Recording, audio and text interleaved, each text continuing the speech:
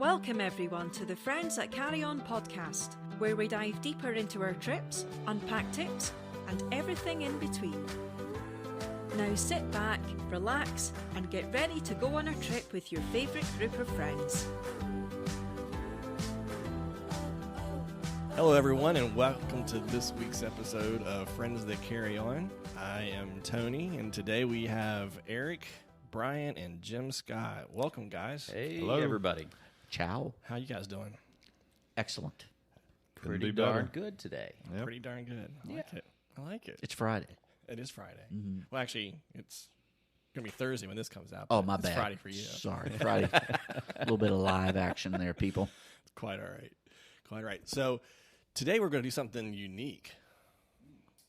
Right. Yeah. Unique. So we all talk about how much we love to travel and visit every place, right? And we've also talked about possibly staying longer abroad. So we thought it was nice to talk about potentially owning or renting something across the pond or even locally, I guess, but more of a second place to live, to share. I mean, maybe not own individually because, we all don't have the means to have multiple homes, but we could share it. Or look into renting, or looking for a place that maybe want to spend half the year or retire to. And we've all heard these buy a place for $1, right? Yeah. There's all kinds of crazy things that are out there. So we thought we should just explore what goes into thinking about living abroad, whether it's now or later. So being stuck here for 3 months without being able to go outside of your own town probably Has a little bit to do has with a it. little bit to do with maybe thinking about, goodness gracious, I want to get out of here for good. Exactly. And seeing how some of us are reacting to various things make me want to get the heck away too. So Right. Yeah, just make sure you go to a place where those things may not happen. oh, they're all Who going to knows? happen, but at Who least knows? it's a different set of stuff, right? Yeah. So, I mean, we typically, in our newer format, we've been kind of going through when we talk about a place to go. We've been talking about, okay, well, how do you decide where to live or where to stay if we're on a trip? What to eat. Yeah, then Where to eat. Where to eat is usually a segment, and then also talking about things to do. So, Right. all of those things are considered or should be considerations when you're going to move somewhere too, right? Mm-hmm. So Absolutely. we should think about that. So the whole premise of the show, I guess, is then to kind of talk about what are all the things we have to think about to even consider this, or what should we think about before we decide a location. So everybody's had their homework, right? Yeah. We've done the homework. Mainly it's cost. Well, that's don't- one thing for for me. some people. Yeah. Some people might not have that issue. I do. Yeah, see, I would disagree. I don't know about mainly. That's a factor for It's sure. going to, unfortunately, it's going to determine where I go. So Well, I don't know. There's places you could probably live for free in Antarctica, but I'm not sure you Yeah. want to go there. Right. It's give and take. You give and they take. well, a couple of the lists, because there's all kinds of lists that are out there. What's the one big one that Jim Reed always talks about, the annual global retirement index they publish all the time that kind of weights all the different things or four main factors. Yeah. How easy it is to get a visa, housing costs, weather, Ease of that buying types of things. property, Yeah, so healthy living. so it varies, all of those. they value that. But there's all kinds of lists. And Eric, you're Right. talking about cheap. I found a really, really cheap place. Minsk, Belarus. They don't recommend you go, though. So just saying. So it's not all just about cost. Did they say why they recommend? You may not make it out, but that's okay. Oh, Well, if you're retiring there, does it matter? if you Once make it again, it's out? give or take. sounds like a good central location, though. In Europe, anyway. It is. Yeah, it is. But the Global Retirement Index is put out by Travel and Leisure, International Living, I'm sorry. And they put it out first of the year. So just real quickly, their top 10, if we want to just hit some general areas and then we can go down where we want. Number 10 was Vietnam, which, I mean, we've been there recently, and there's a lot of good things there. Number 9 is France, and I know everybody here at the table loves France. Absolutely. Number 8 is Spain, which we've been throughout Spain, and there's not much to dislike about that. Number 7 is Malaysia, which I can't say I've been there, but I've heard good things. Number 6 is Ecuador, which, and we'll probably mention them later, but we met a couple, Keith and Tina Paul, who run Retire Early and Travel the World.com website. And they actually retired early from and lived in California and moved to, I always say this wrong, but Cuenca? Is that how you say it? Ecuador? I think it's Cuenca. Cuenca, Ecuador, and it was like an 80% less cost of living than when they lived in California. So they're actually living what their website is, and then they still travel the world and all that. So, and we'll probably mention them again later. Number 5 is Colombia. I guess they've gotten the cartels under control there. I'm not sure. Number 4 is Mexico, which I would say the same thing. And then number 3 is Costa Rica, which I know Eric likes. Costa Rica, has been there a couple times. Number 2 is Panama, which I've heard a lot of great things about Panama, so I understand why they're pretty much at the top there. I think they were number 1 last year. And then number 1, which we just spoke about last week, is Portugal. Oh, wow. Yeah. So, Is some there a interesting date places. on that list? Like, what date did that come out? January of this year, 2020. January of this year. Okay. And I think that's Portugal's either 4th or 5th year in a row at the top of that list. Yeah. So Did I hear them and Italy? Panama. You did not hear Wow. Italy. On the top Nothing 10. for Italy. Well, again, Surprising. you got to think about how they're categorizing. So it's a summary of all of those things. So, yeah. Yep, absolutely. So, I mean, obviously we can talk about any of them if you want. Let's see if I can find out what all makes up that index. I know Tony already hit some of It's that. 4 main categories, Jim, are cost of living, healthcare, visa, and residence. Gotcha. And they changed them around a little bit. It used to be when they would talk about kind of like the weather type of, kind of resident situation. It used to be always warm. Well, then they were like, well, not everybody wants to necessarily live where it's beachy and summery. Right. So now they give weighted factors more to, is there a variety?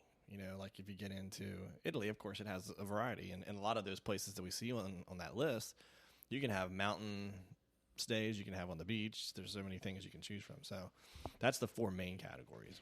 Yep. Yeah, I have from International Living's annual global retirement index. That's what we were just talking about, isn't it? Yeah, well, so what I see here is there's a number of other things that they had factored in okay. as well. Yeah, Yeah, yeah. so as far as visa and residency requirements and fitting in and how easy it is to make friends, those are factored in. Climate, development and infrastructure, political situation.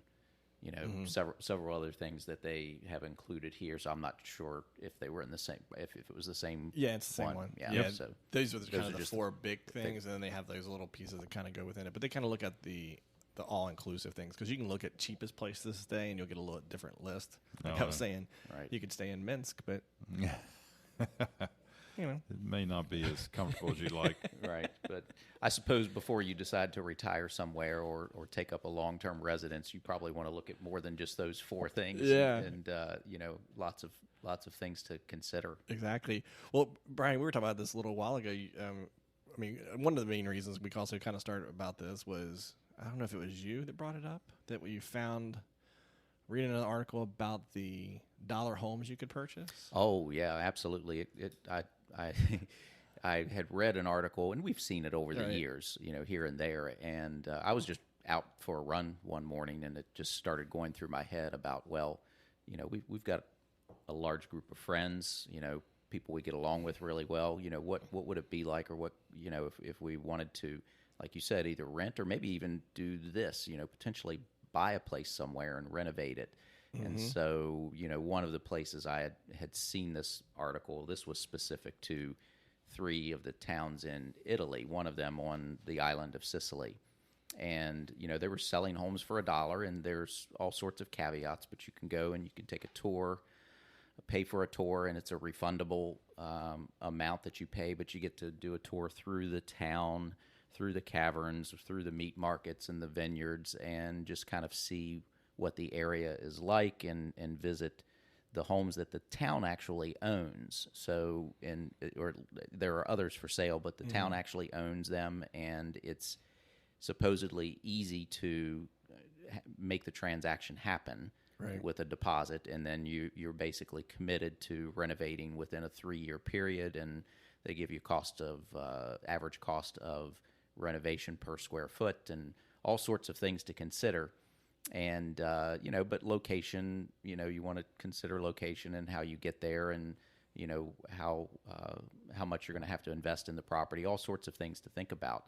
I thought that was a really interesting way to maybe think about retirement, especially if you had a group of friends and maybe you did a few of these homes, maybe search them out, research them, and over the course of a couple years or so, maybe take some trips and visit them and check them out. I think that would be a lot of fun and a good experience. Yeah, I was thinking, you can also in Spain, they're selling entire villages. They built entire villages that no one ever lived in. Yeah, they have. I saw one that was in the northwestern part, getting close to Portugal. That the houses themselves in those general areas sell for they're expensive. They're on the coast. They're pretty. They're like $200,000, but you could buy an entire village for $200,000. And that village may have 6 or 8 houses in it already. But it's because the houses are done and they're already in a place, but the villages are kind of removed from that area. They're kind of all on their own. And the guy's like, look, nobody's going to buy the house by itself. So you can't, they're not going to move there by themselves, right? So they're selling the entire village. The guy had sold 4 villages over the last 5 years. I was like, how do you get that real estate license? Right. I'm a village I salesperson. got an idea. Was he selling to individuals or families? Yeah, with the concept of, I perused that article. I didn't read it thoroughly, but the two of them that he had sold to were families. Kind of like parents that had a couple kids. They end up buying and renovating the whole village, and they end up like a brother and a sister, and a couple of them lived in 2 or 3 of the houses, and the kids came over and stayed in the other houses when they came, and that was it. And they were 20 minutes from one of the more towns or villages. So are these then older, kind of rundown, need some work? Well, they weren't types really of completely villages? terrible. I mean, not like some of the houses that we were talking about for $1. But yeah. Yeah, I mean, from what I've seen and read, and each town's a little different as to what the requirements are. Some will let you be an investor and do as long as you, within 3 years, rehab it to a certain degree that they tell you about. Others require you to be a family and have a kid, or be a couple and live there for so many years. But a lot of it, the emphasis is on having kids because they want to. They're an elderly population that has matured out, so to speak. Right. Yeah. And they need the younger people in there. So it just depends. But I think the villages, I don't necessarily know that they had that requirement, but they seemed they were a little more remote. The houses didn't seem too bad, but there was nothing around, which if you love the quiet, clean country living, you're in the right spot. But if you want to, go 20 minutes or whatever to even a decent city to grocery stores and some basic living, you might just need to plant your garden and be good to go. One of the towns I saw, they were actually paying people about $28,000 to $30,000, but you had to commit to setting up a business, to actually running a business. That was one that I had seen as well. Did you see that too? Yeah, there's Tony? several of them. And there was another one that was $9,000, but you had to move there and live, permanently for 3 years or something. I think they all have their own little mixture, at least in Italy. And I mean, I went and did a pretty detailed search on this, and there's, let's see, 1, 2, 3, 4. There's 5 towns. And when I say towns, these are villages. They're not considered cities. Right. So 5 villages on the island of Sicily, 2 in Sardinia. And then on the mainland, there's 2 in northern Italy, 2 in I'd say central Italy, and then 3 more in southern Italy. And then the first city that came online now is Taranto. Taranto. That's way down. That's way probably down. where you were. I was, as a matter of fact, I remember seeing it on signs and maybe even went through it at one point. And that's interesting. So that's the first true city, and it is more of a port, blue collar city. That because of the industrial age kind of changing, they're seeing a downturn, and they were like, "Hey, some of these remote villages are having success doing this. hell, why don't we try it? And they're doing the same thing. I think I'd I seen think, that one I think too. it's a main train station. Yeah, stop, so you're still got to, that'd be a great if you want more of a city lifestyle, more than like a quaint village lifestyle.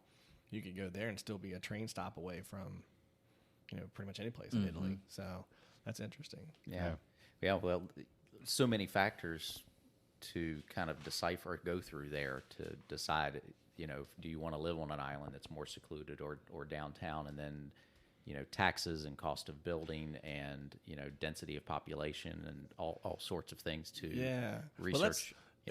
Let's talk about those things as far as like what is important to everybody. But let's talk about real quick a couple of other locations that because it started about talking about Europe and Italy and there's some other ones out there. Jim, I know you did some other search. What all did you find? Well, one that I found interesting, be a unique place. This was in Switzerland.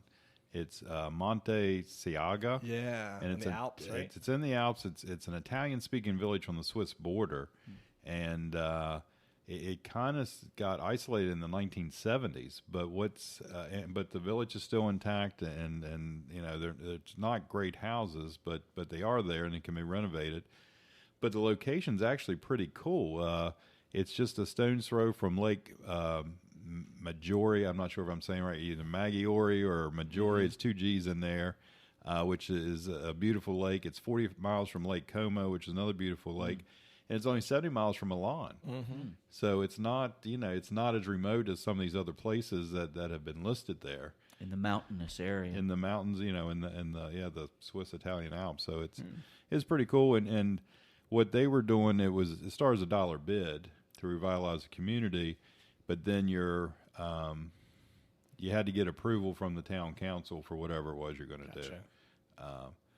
And I tried to get a follow-up article. This was from July of 2019, and said the council would approve or whatever in the autumn. And I don't know if it's because of COVID or not, but there's just no articles on it since then. So I'm not sure what happened with it.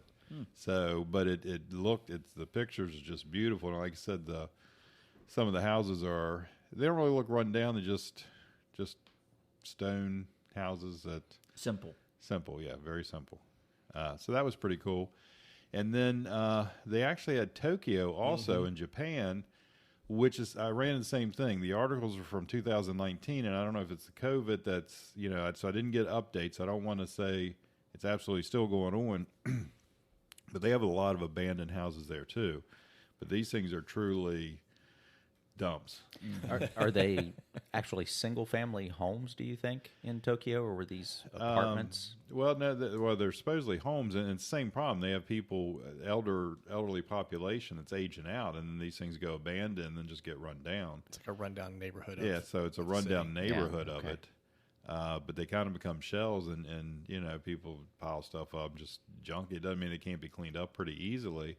Now, they had some out in the countryside, too. So it was interesting, but I don't know what the follow-up is, because the articles are about 6-8 months old. But like I said, with COVID, why would you be writing an article on it when you can't travel, you can't go there, you can't do any of the stuff? So I'm not sure. My hunch is I don't think anybody has went out and bought them all up in the last 4 months. So they're probably still there. There's just nobody talking about it right now. Absolutely. Something else that was on that list, though, was some of the American cities that I saw. Yeah. So, because we were talking about, this dollar purchase or giveaways. Right. Basically. We had Detroit, which I saw probably that not a big one. surprise. And Buffalo. I saw Buffalo as well. Buffalo in there. Gary, Indiana. Yeah. That's a hub. I can honestly say I haven't been to Gary. I've been through. I've heard of it. Jackson 5's from there. There you go. That may be why I've heard of it. And then, of course, I was surprised to see Liverpool on a list. Liverpool was on it. That was interesting. Toronto was on it. I would think that in each of these cities or locations, they have certain sections that they would, like to revitalize. So I imagine they're targeted areas where they're trying to bring, good quality numbers of investors in to kind of build them out. Chicago was on the list too, but wow. That was. Yeah. I do remember seeing that picture that they showed. Yeah. Of what was available in Chicago? Yeah. They would have to pay me the buck. Now, there one other interesting one that I found that not non-U.S. was in Australia, Algett, Australia. So it was a kind of a remote city. It's about 4 hours from Sydney. But they've had a lot of success. They've been doing it for about 10 years, and they've actually gotten some revitalization out of it. So it's been a successful program there. They're talking about the dollar thing or whatever. Yep. Okay. Yep. Yes, Yeah, I don't all think of they're- these were dollar, like kind of the euro purchase, with some caveat of either you had to, fix it up within a certain time frame or, they all had their own little nuances to them. But Right now- it's just an interesting concept that, it's a different model, And right? these they're going to morph and modify and change because it's the first time you've ever really seen anything like that, right? You ever seen anything like that in the past? Right now, and some of these they're auction that start at $1, so you don't always get it for $1, but you still get it pretty cheap. Yeah. Yeah, and I saw too where a lot of people, because some people are buying them unsight or unseen, right? But when a lot of people when they go over it with the intent of doing that, they end up buying something else instead because maybe they just didn't like the one they had, or finding a product. Because some of the places, which we'll talk about a little later, there were several of them in some of those villages that were only $20,000, and it was already done. Right. So it's like, do you spend €1 and you have to go through that whole process, or just go ahead and buy one that's basically done for 20, Right. and be done with it? So Right. there was a lot of people I saw that was reading some of those articles, which is interesting. Yeah, no, absolutely. Now, I know, and maybe, Brian, you're going to talk about this, that at least on some of the Italian cities, you can book a tour and there's a charge, but if you don't end up buying the house, you get your money back. It's like $450 charge or something. To that was effect. one of the programs I saw, which I thought was a pretty cool idea. Well, I think we should do it no matter what, even if we don't buy one. At least the research, anyway. That's what I'm talking about. I think we could do the research, maybe pin down 2, 3, 4 locations that we think might be fun, good prospects, and take a trip and go visit and document and do some research and have a little bit of fun at the same time. And, Absolutely. And then maybe something comes out of it, or maybe we find out that the Place, fine print is it's not going to work. is or not going to whatever, work, or right. maybe we find out something different. Yeah.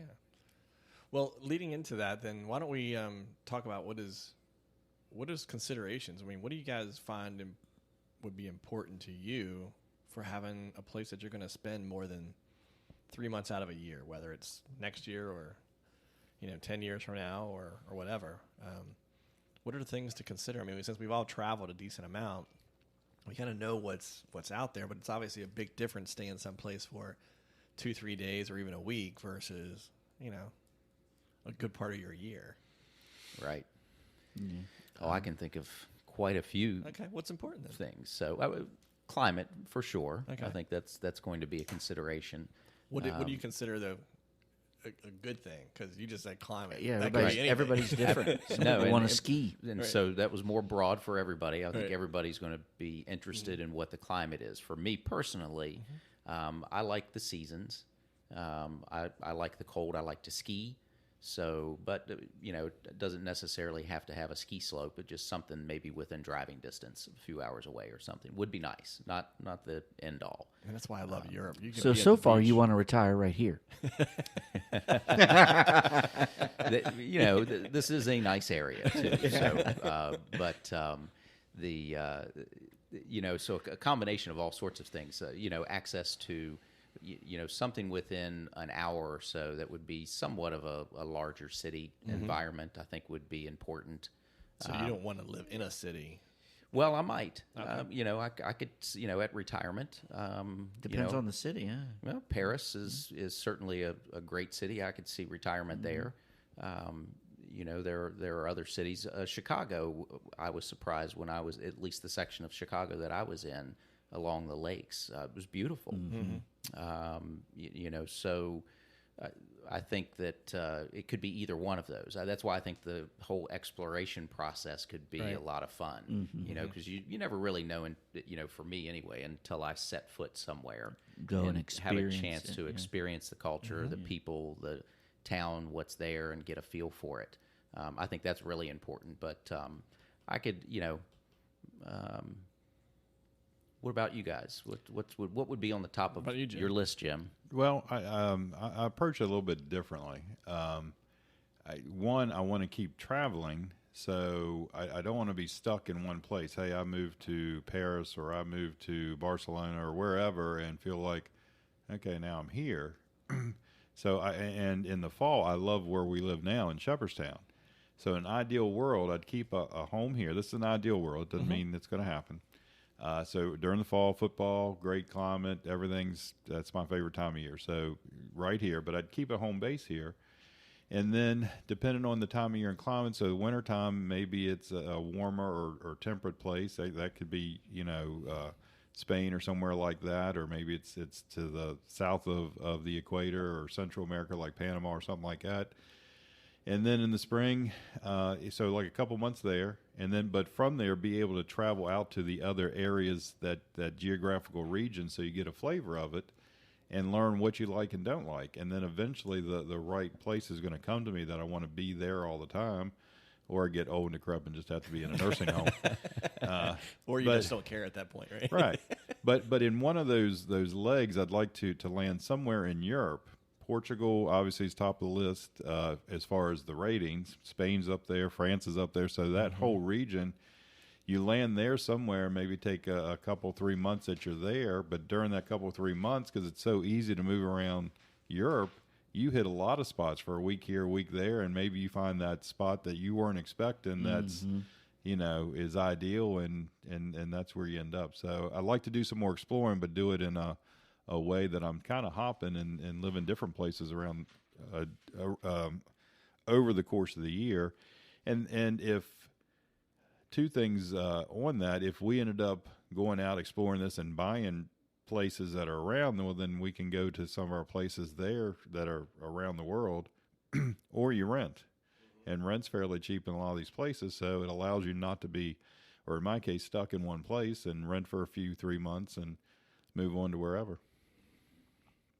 Yeah, so that's my initial thought. I certainly like the idea of having, 3 or 4 different places, during different times of the year, rather than just, the way Tony had posed the question earlier. It was like, okay, where would you want to retire? And so a variety, I like that as an approach as well. What about you, Eric? I kind of take Jim's approach in the same way. Not much different really, Jim. I'd like to be on the outskirts of a city too and be able to get to the city. But also, there's a side of me that wouldn't mind living somewhere in a hill in Italy and just owning a little Vespa and getting around that little, and just take it to the train station, take the train wherever I could go. Yeah, that's an option too. So, and of course, cost is an issue. Food is an issue. I like food. So I want good food, or maybe even be able to grow some of my own food. I do that now. Why not be able to do that where I'm going to spend, 6 months, 3 months, whatever. Right. So I don't know. I haven't nailed it down yet exactly. Yeah. Well, Well, you're not ready to retire yet. No, so. I'm this really isn't not. just about retirement. You may do it next year. Yeah, It's like we were talking about. Absolutely. There's that concept with the guys you were talking about earlier. Retire early, because when you realize some of the costs, it may be, make sense to go ahead and retire now and go, or you may end up splitting it with somebody, and if you can work remotely, right? And Here's the thing about me: I'm not planners like you guys. I'm not. I would tell you love my wife to. is not a planner. I am not a planner. So I love the discovery. Sometimes I don't even. I don't even want to hear what you're saying about a place, because I like to discover it when I'm there. I'm sorry. Maybe is that selfish? I don't know. Maybe it is. No, it's not selfish. It's just you. It's just So that's I kind of like to just discover as I'm there. So I'm kind of like Jim. I want to go explore and maybe find that place. Holy cow! I didn't know it was here, and I totally agree with I that. really like this. But you got to think about this. Even under Jim's concept, he's going to pick a place, whether there's one in South America, one in Asia, one in Europe. You still got to pick some place. So what is important about that place? I mean, so availability to transportation sounds like an important one if you want to continue to travel. So you need to be close to a train station, or have a Or an realistic airport. drive, that you can get to an airport to get around, that type of thing. So you do care, right? It's Yeah. one of those Yeah. things. That's an important part if you want to continue to travel. And for me, climate is important. If I'm going to spend a certain amount of a place, and unlike you, I don't want seasons. I don't care if I see another snowflake unless I am going to go ski. I don't ever want to see it unless I can see it from abroad. Like if I'm looking at the base of the Alps, beautiful. Yep. That's spectacular to look at. Drive through, walk through, 20-degree weather, done, over. Could care less. So that's me. And then the other important things to me is a communicable atmosphere. Like when you think about the cafe lifestyle in Paris or hanging out in Lisbon, just street culture where you can go out, you can have a good meal with good food that's not overpriced, but just good food that is taken care of. It's not the crap that you're getting at some places, but just real food. Just a good atmosphere. So if I'm going to stay there, and even though I may be traveling out, that's the kind of thing that I want. I want a good sense of community and be able to go and have a cafe with a friend or do whatever. And Maybe even farm to table type food. You tend to get that in Europe a little bit more than you one do of the reasons here. I like Europe is there's the more. But it's happening here, and I have a feeling this pandemic is going to cause it to go farm to table, even get a little more of a grasp on the market. Yeah. I agree with you, Tony. I mean those are all important. And that's what it was a little bit of a turnoff in looking at some of those remote villages. Right. So I don't want to be out there. I have no desire to be out there, even if it's cheap as whatever, because I want to be able to get the stuff. I want to be able to be able to socialize in different atmospheres and have maybe not every day, but have a accessibility to that, to go into the cafe or to your local bar and meeting the locals and getting that local culture. Right. But, be able to go to the grocery store and that too. It's just important, the local market over there. So, so no, that's important. Yeah. There's also that side of me that I like that alone time sometimes. You know what I mean? Where is that? It could be a beach, it could be a mountain, it could be anywhere. It really depends on where you are, but that's important. To have nice space, whether it be green space or beach space or whatever. Yeah, and the idea of some of these dollar homes that are out, in a remote village somewhere, I would kind of see that more as maybe go there and spend 2 or 3 weeks, a couple times a year, not as the place where you would actually, set up roots and retire. Maybe, but Sure. Probably not. I mean, it could just be a really inexpensive way to have a kind of a cool place that you could share with friends and family and spend some time there, and could be a good investment. And if you did that in a few different places, it might give you access to, if you have the right location with some of these things, they might be close enough to cities or trains and things of that sort, where you can kind of set up a home base and get to different areas. So I think that's the possibility for that. The snow, I don't want the snow year round, Tony.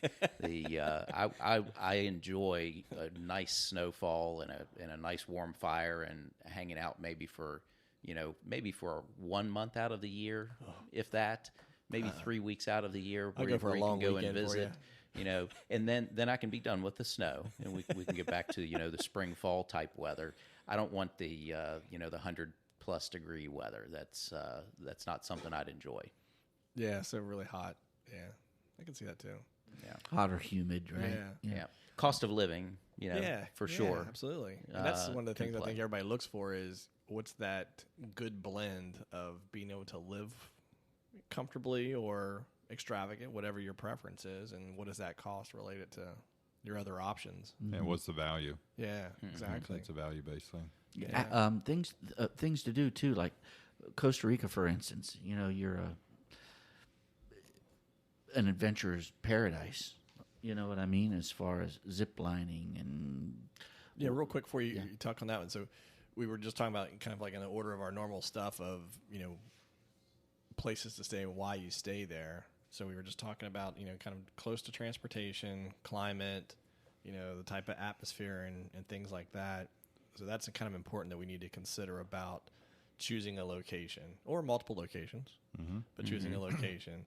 And then normally we talk about then when we're going on a trip, things to do and places to see. So, Eric, sorry to interrupt you there, but then that's one of the things you were talking about with Costa Rica, why it's kind of high on your list because of things to do. And Well, number one, I've been there, and it was when I first started traveling. So I'm like, wow, you could retire here, and you realize outside of the U.S. things are a little bit less expensive, and you realize, well, I'd like to come back, and I went back a second time, and I'm like, I could definitely retire here. And at that point, this was the late '90s, early 2000s, and it was very affordable and not what I call westernized yet.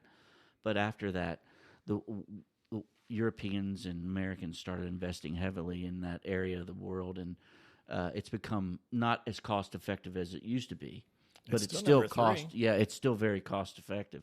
The cost of living in Panama too. What kinds of things though did you like to do there? Well, I was hanging out with surfers. So it was a different time in my life, and I was photographing and hanging out with them, and it was just a day-to-day kind of thing. We didn't have a plan. They had a plan in their mind. I was just kind of following them along and experiencing another part of the world that I'd never been to. Pura vida. Pura vida, exactly. So I fell in love with the place because you do have a really sense of freedom there. Not that you don't here. I don't mean that, but it was just different. And you don't realize, you see the Corona commercials all your life, and you don't realize that they do exist until you get there. And then you realize that they're attainable. You know what I mean? Right, yeah. So, yeah, and I don't want to get on a selling point for Costa Rica, but I didn't know much about it. You've talked about it, and I hate to say this, but Norman Reedus, from Walking Dead. Oh, yeah. right. Daryl. Yeah. So he has a show. I don't watch Walking Dead. I did early, but I don't watch it now. But he does a show called Ride. So he's a motorcycle rider in real life, even though he rides one on the show. But so what he does is they do about 6 episodes that starts before they do the filming. And they go on bike adventures, and he goes with a friend, and he picks random places across the globe because he loves to travel. He's traveled since he was a kid. And one of the episodes this year was Costa. And he took a friend. It's one of the actors from... Do you remember exactly where? Oh, he was all over. Oh, he was all over the country. Which Okay. was awesome. And he just kind of showed it. And that's where I picked up the Pura Vida because it was, pure life. Mm-hmm.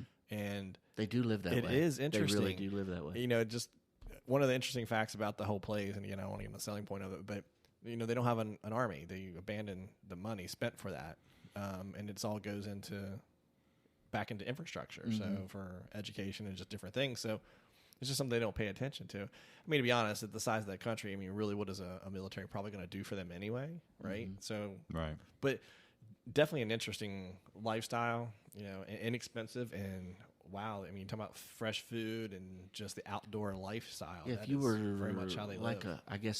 if you were a purist, I guess, is that a good, you could really survive there really well. Yeah. But things to do, right? So There's that's things to important do. It's important. Plus, they have good health care Yeah. and a good banking system Yeah, and a stable And a political situation. Very So, stable democracy. Yeah. Yeah, so all those things are important when you're going places and you want to actually live there or retire there. So they say roughly, they're not extravagant, $2,000 a month for all your living expenses will get you an average lifestyle. Which is an interesting point because when I was in Costa Rica, I feel it kind of bled into Panama, which is why Panama's on the list now. I really think Costa Rica opened up Central America. So I don't mean to go to a selling point, but now you say Panama, and that, it's right next door, right? Right. Panama, I think, really makes that list because of their retiree program that they put in place. Yep. That really makes it expensive or inexpensive if you're truly a retiree. I think it's like 55 for a woman and 60 for a guy. And then you get all kinds of crazy Yeah, you benefits. pay There's zero income tax. Yeah. 25% discount off like flights and just random things like that. So it becomes really, really inexpensive if you're retired. Right. So, And they got some of the same things as far as good health care and stable I political. wonder how they define retired. Who's Does that mean they? you're if non-earned income. That's basically Is what that- it is. You talk about the government of where Yeah. you're going, or Well, in Panama, they retire. It's by age. That's just the 55 and 60 years old. Right. After that, it doesn't matter. You don't Even pay if- income taxes there on anything that you earned earn outside. in another country. Yeah. Yeah. So if you have earned income from the United States, you live in Panama, you don't pay income tax on it. So. Now, in some cases, in Panama and others, they'll make you prove you have a an income of X dollars to get residency, or I think that's what it is. Italy does the Yeah. same thing Yeah. for I their saw that. visas and things. Yeah. But what was interesting, Jim, I noticed on that index that we've been talking about, that top 10, every place on there we know is either we've been to or we've heard great things about, and every one of them is inexpensive Yes. in the grand scheme of things. I mean, every one of those, even in some of the major cities, you can live a high-end, comfortable lifestyle for like $2,000 a month, Yeah, and a lot of them $2,500 a month. 2,500, yeah. And that's including your rent or ownership of a Right, house, yeah. which is That's big. that's pretty big, you know. And then France was on there, but it excluded Lyon and Paris, which Right. I was like $2,500. You get a studio apartment up 6 flights in downtown Paris. But again, there's so many other places in France you can live. But that was what's really cool. It's just nice to know that there is 10 locations, and when I say locations, it included France. I mean, that's how many places are to live in France. If you look at this list of 10 locations, it is so broad, and to know that you can go to so many locations and live for less than $2,500 a month, that's crazy. And a lot of these were healthcare, and and if you are getting older, I mean, some of these healthcare things were crazy. Like, Jim, you were talking about Malaysia. Mm-hmm. The story the one guy was writing about, he's like, I moved here and I'd had a checkup in forever, and there it's different. Your general practitioner is in the hospital, and you went in, no appointment, sat down. He went through, they did like a full EKG and did all this stuff. His lab test and everything was like $48. Right. That's crazy. Walked out. It was like they called him like later that afternoon with his test results. He's like, what? And it's just crazy, So that's definitely a consideration when you're thinking about living someplace For sure, else. yeah. As healthcare can be an expensive thing in the U.S. It's climbing. Well, yeah. It used to be an annual index. Now I think it's like, what are they charging me this week? Right. Well, yeah. I mean, being political, most countries aren't as many lawsuits and so forth that we have here, which raises our cost extraordinarily. So, anyhow, I don't want to get into that. No, we shouldn't. So more things to do. Yeah, so More things to things to do. do. What is important to you guys as far? You said, Brian, you mentioned skiing. Yeah, I don't know that that's at the top of the list.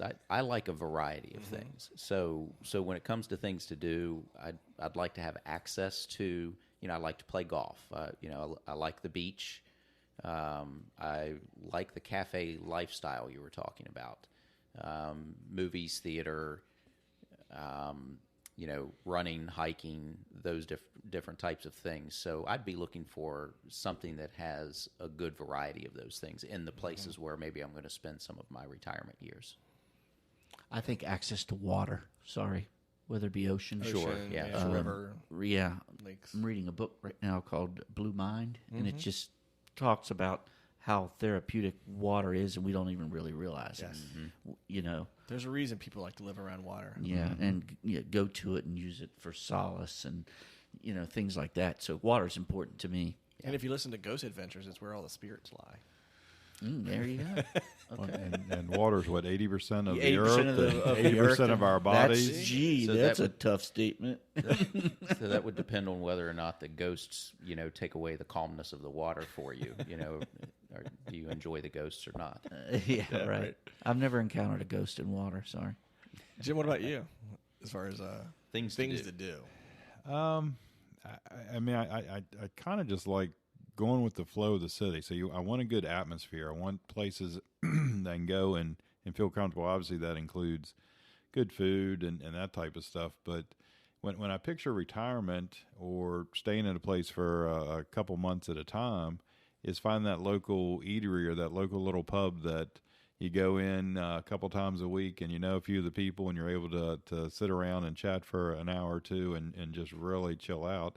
But then on other days, be able to travel to, in or across to a city. Maybe it's an hour train ride or something, and go to a museum or go to the beach like you talk about or whatever. So it's having access to it. Maybe not every single day, but being close enough to have that. But that just knowing the locals and all, and having access to that's important to me.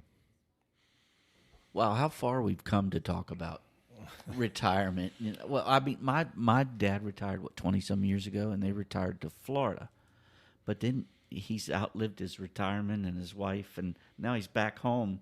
You know what I mean? It's kind of full circle. Yeah. It's kind of weird. He's raising you again. Yeah, right. Probably complaining Poor about guy. that second time. Poor guy. This is the second time I've had to bring you up. But for me, things to do, kind of the same, in that same note, having a place to go, during the week to hang out, and I think that leads to that vibe of a town where, and I don't know if it necessarily has to be a scholastic town, but we know here that if you have a small university or a college town, the vibrancy of the town tends to be, you don't have to worry about it aging out, right? I mean, it's one of the things, and that's one of the big movements you're seeing in college campuses across our country is older people are starting to move towards that, and there's, development happening around there. When we've got one being built right down the street from us here, it's more a retirement village, but it's because they want to be close to theater. They want to be close to good restaurants and things like that. And you have that tendency to have that vibrancy. And, so Very true. I'm not saying it has to be a scholastic town, but I think looking for that vibrancy that you can get and not having to worry about, it being old. Because when you get older, you don't want to feel old, right? At least I assume so.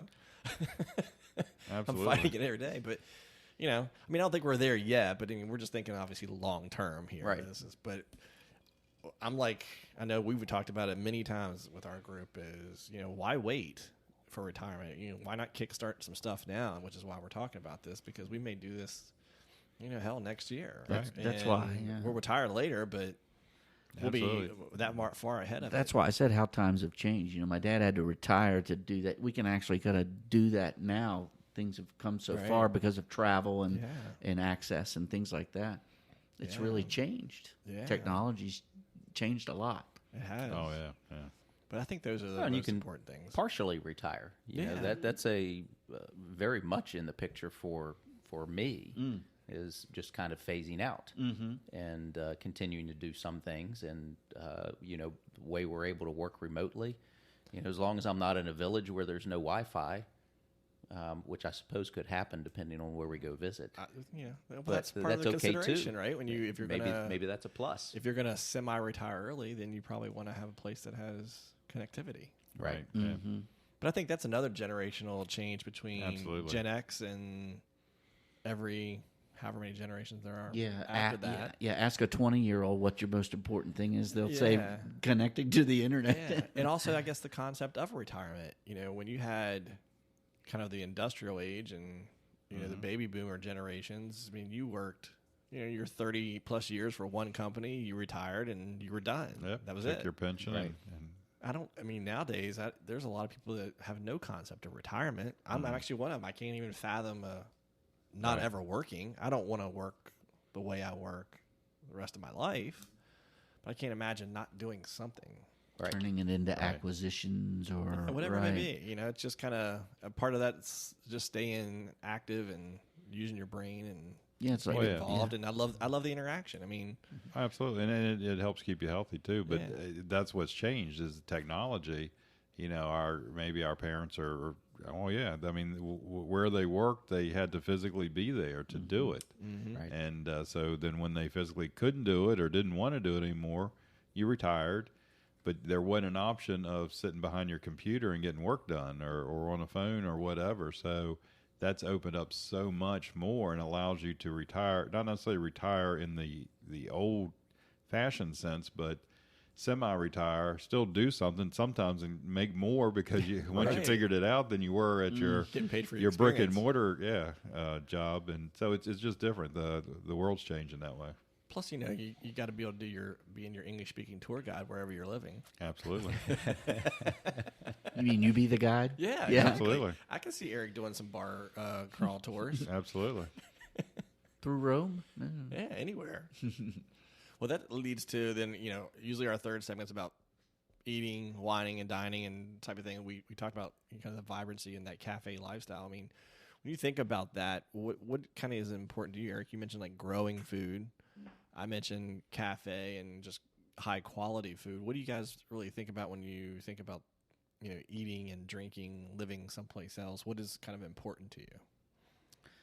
Well, yeah, good fresh produce for me. Everybody's different, If I'm in Italy, I want to get the occasional good pizza. You know what I mean? Right. Not every day, but I want a good one. Every other day. Every other day, right? There you go. That's fine. I could do that. Good products, I guess, things like that. Good quality products, healthy products that are, like I said, farm to table is becoming much more prevalent these days and available, and it's probably better for you. I don't mean to throw any big companies under the bus, but let's just face it, it is, and I think this pandemic is going to, make farm to table even more important. And you're going to see it grow more rapidly in this in the U.S. But that's important to me. Things as far as eating and having good choices, like fish. I want all the proteins, things like that. What about you, B? I don't ever want to sit down in a chain restaurant ever again. Right? Yeah, I really don't. I like. I've fallen in love with the mom and pop restaurants. Yeah. The smaller cafe style places to sit down and eat, where you can eat indoors or outdoors depending on what's going on that day. 30, 40 people, something along those lines. But it's certainly fresh, healthy, good variety, a number of choices. In the town or city where you are. I think that's important. I think that's a good start. It's probably not everything, but when I think about where I'd want to be and what I'd want to have access to in retirement or semi-retirement, we have a little bit of that in our town of Shepherdstown here, which is really kind of cool. We're fortunate with that, but that's I think what I would be looking for. What about you, Jim? What I picture, and I agree with all that you said, but what I really liked, if I was living someplace, and I've always liked going to these places when we're, staying in a town for a few days or a week or whatever, are the local markets. The one, or the couple that come to mind, the one right off is the Macarta San Miguel, Madrid, right off Plaza de Mayor. And obviously you can go there for your fresh produce, fresh food, fresh everything. But if you're not in the mood for cooking, and most Europeans, because they don't have big apartments, they don't have big refrigerators and all, they go daily there. So I kind of like that lifestyle. Go, okay, what am I cooking tonight? Go pick out that. But at the same time, there's enough booths and shops in there if you want to just get stuff that's already prepared, whether it's seafood or whatever, calamari. There's so many different things that you can actually sit there, and they've got little tables that you can eat at, that you can go around to different booths and get different little fresh things, and it's incredible. So just being able to walk to your local market and pick those kind of things out and either go home and cook it, or you have not necessarily you're not eating a buffet, but you get your choice of a few things to get some different delicacies and tastes would be pretty cool. Yeah. And then as far as the chain restaurants, I don't want to go to them either, but I want to be in these other countries eating this fresh stuff as much as possible, so that when I come home, it's a delicacy to go to a McDonald's. Yeah. Right. I don't think that will ever be a delicacy. It won't be a delicacy. I'm pretty sure that's the first time those two words have been put in the same sentence. I like being a first. But I will say I do enjoy the occasional, McDonald's cheeseburger. I still don't. Yeah, I don't enjoy it. I just want it to be unique, or an Outback or whatever, just a chain restaurant that because of eating so good for so long, that just go in there and have somebody throwing down the slop would be a good thing. I'm pretty sure we didn't get an advertiser by that one. I wasn't expecting to. Darn it. What about you, Mr. Price? Oh, yeah. Yeah, everything you guys said, as far as I want good quality food.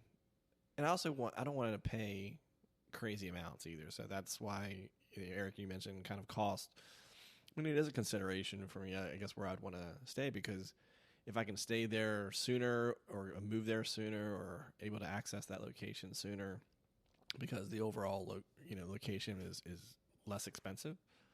then that's big for me. And if I can be able to go out and visit 5 or 6 restaurants in a week because it is inexpensive, that's even better, so, but quality. And I do like the mom and pop type of, I love restaurants that the menu is what it is today. Yeah. And sometimes they don't even have it printed. They're just going to tell you what they have. Mm-hmm. Or Terry Hall, I remember him talking about walking in Porto. It's like, I don't even see the menu. Bring me whatever you want. Whatever you think's good. I'm good. Yeah, right. You know, what am I in the mood for today? You tell me. Right, exactly. What's good today? Bring it. Those are just, and I will say, that's one of we always talk about our love of Europe, and that's usually those are some of the things that kind of come along with that, because they don't have, some of the big supermarket, mentalities around in all the places, and it's a lot smaller. And can you imagine living in Greece where we lived and visiting our buddy every day? I would visit that guy every day. Oh my God! Right? Oh. Yeah. Is this the guy on your way out? Yeah. I would go see that guy every day. That's You know that's what I an mean? exact example of I think what Jim we were talking about. I want a place where I know I could go down, talk to somebody, and hang out. I don't care if another soul is in the building. All right. And Tell he our- didn't either. Tell our listeners the story. Just not we the whole talked about that a expanded little bit before, version, but yeah. refresh my memory on this guy and what he made. Oh, it's at the secondary port in Athens. I don't remember the name of the port. I don't remember. But he has just imagine like a little banana shaped port and various shops, and Eric and I just happened to walk by there in the morning, and they were just opening up, and he was making He's making his fresh tzatziki sauce. Yeah, he's making it fresh. With cucumbers and yogurt and garlic, and it was fresh. He was making it right. He was there. still in his shorts, flip flops, no shirt, Yeah. just hanging out. Just put his lamb on the spit to on the cook, spit, and start the actually, fire. we ate some, so he had some. We helped cook it. Yeah, we helped cook it and cut it. We helped cut it. Right. I feel bad for the customers afterwards. Right. So yeah, we were his friend instantaneously. So We were talking. Yeah. Instant friends, Yeah. right? And to the point where we had to leave because we thought we were catching our boat or our ride, and then we had to go to check out and come back. And when we came back, he had put reserved on a table and put for Eric and Tony. Yeah. You're like, we've known the guy for 2 hours, Right. And he's like serving us fresh food, and we're trying the stuff. I mean, it was just. And it's happenings like that make you go, no, I could retire here because just Well, that's from sort the of what he actions did, of that though. one That's guy. exactly what yeah, he did. exactly. He had owned several restaurants on several of the Greek islands, and it had been really big. And he was like, you know what? I'm kind of retiring. And that was his version of retirement. He's like, I get up in the morning. I come in here early. I get stuff going. He Leaves at noon. Remember, he started drinking beer at 10. His family kicks him out at noon because he gets to drinking too much. Yep. And he's like, That's then good. I hang out that afternoon, and I go home. That's a good life. That's what I need, somebody to tell me that, hey, you're drinking too much. You need to just move on. Oh, okay. See, sorry. Eric, we do. Oh, shoot.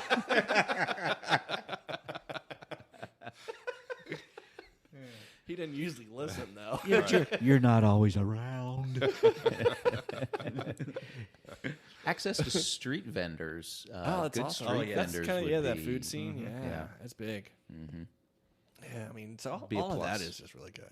So I had a similar experience like hungry. that in Costa Rica too. Where we went and had breakfast every morning. Sorry, these memories are coming back to me, but it makes you think, wow, I could retire here. These people, Yeah. they really cater to you. They take care of you. They care about you. And the food's farm to table fresh, and it's all grown there. Eggs, and you're like, wow, this is great. You don't have to go to a grocery store, and that's pretty cool, though. sorry. Well, we should. All right. So we talked about doing this. We're going to have a spattering of these segments, right? Episodes, I guess you would call them, here over the next however often. So for next time, I guess we all need to have a little bit of homework. How about we all come up with, based off of what we just talked about, some suggestions of locations of whether we should look to rent there, to own there, maybe both. Or maybe even do a little bit of multiple locations, There's a theory behind it, that type of thing. Because one of the things about owning is obviously you could sublet for part of the year. No different than you hear in the States. Sometimes people say, well, I own a second home, but I rent it out like a beach house. Right. So Exactly, yeah. all that type of theory, and let's just kind of help even giving our listeners some ideas of how they can also do this. And we're going to really get into the costs if we go in and do a build or a buy. and just kind of get real with the numbers and let people know that they can do this if they want. Right. Or not. Or not. Yeah, we may find out that it doesn't work too well, but No. I think we'll find some that will. And I would even suggest that if we've got listeners out there who have an interest, maybe pose some questions to us at our friends that carry on at gmail.com and just send, hey, I'd like more information on the dollar houses, or I've been thinking about investing too. What have you thought about these, and whatever the questions are, and just list them out there, and it'll help us make our thoughts more concise and then be able to share that feedback with you. Or even locations too. If there's Sure. if there's things, I mean, we've talked about some of them that are, I know, are on all of our lists, but I know I have several more that we didn't talk about. So if you guys think if any of the listeners know of any place that they recommend or something they want us to kind of dig into and talk about, messages about that as well. Or places that they recommend that we don't consider.